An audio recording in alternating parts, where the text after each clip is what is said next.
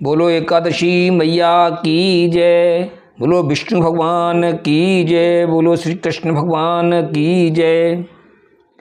सभी भक्तजनों को अनिल गुप्ता का सादर प्रणाम।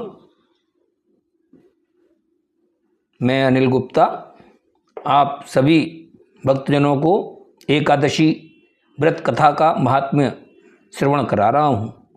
आशा है आप श्रवण कर रहे होंगे और भक्ति रस का आनंद ले रहे होंगे।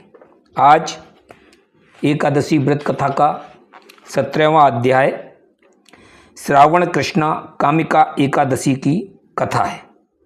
आइए भक्तिपूर्वक श्रवण करते हैं। 17वां अध्याय श्रावण कृष्णा कामिका एकादशी की कथा। इतनी कथा सुनाकर भगवान आनंद कंद मुरली मनोहर कहने लगे कि हे राजन, अब मैं आपके सामने श्रावण कृष्णा कामिका एकादशी की कथा का वर्णन करने लगा हूँ।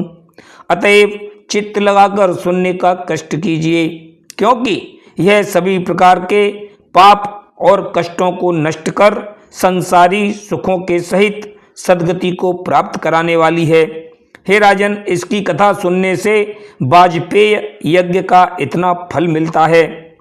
हे धर्मपुत्र, जो फल गंगा, काशी, नैमिपारण्य और पुष्कर में स्नान करने से प्राप्त नहीं होता, वह कामिका एकादशी का व्रत कर भगवान विष्णु का पूजन करने के पश्चात प्राप्त हो जाता है।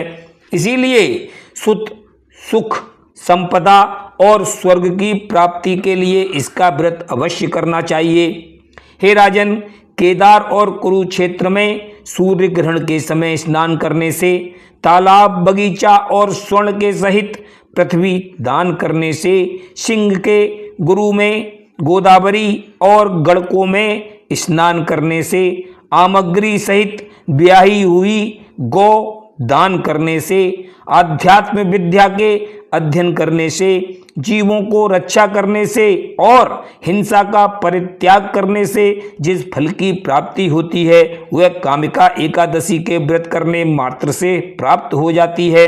इसीलिए उत्तम फलों की प्राप्ति के लिए इसका अवश्य व्रत करना चाहिए। हे धर्मज्ञ, एक भार सोना और चांदी के दान करने से तथा रत्न मुक्ता मणियों से पूजा करने से विष्णु भगवान इतने प्रसन्न नहीं होते जितने तुलसी पत्र से प्रसन्न हुआ करते हैं। इसीलिए जो नर तुलसी व तुलसी मंजरी से नित्य भगवान केशव की पूजा करके चरणामृत लेते हैं, वे जन्म जन्मांतर के पापों से छूटकर मुक्ति को प्राप्त कर लिया करते हैं। हे राजन, तुलसी के दर्शन से संपूर्ण पाप नष्ट हो जाते हैं। स्पर्श से शरीर पवित्र हो जाता है। वंदना से विष्णु भगवान प्रसन्न हो जाते हैं। इसीलिए सर्व सुखदाता तुलसी को बारंबार प्रणाम है। हे पांडुनंदन, जो स्त्री पुरुष एकादशी के दिन विष्णु भगवान के आगे दीपक जलाते हैं, उनके समस्त स्वर्गवासी पितर संतुष्ट हो जाते हैं और उनके पुण्यों को हिसाब करना चित्रगुप्त की शक्ति से भी बाहर हो जाया करता है।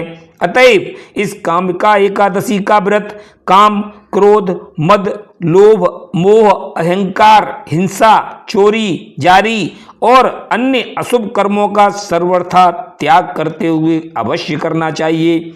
हे राजन, जो कोई स्त्री पुरुष विधि विधान से इसका व्रत करते हैं अथवा चित्त लगाकर इसकी कथा सुनते हैं, वे समस्त प्रकार के पापों और कष्टों से रहित होकर इस लोक में समस्त सुखों का उपभोग करते हुए अंत में सद्गति को प्राप्त कर लिया करते हैं।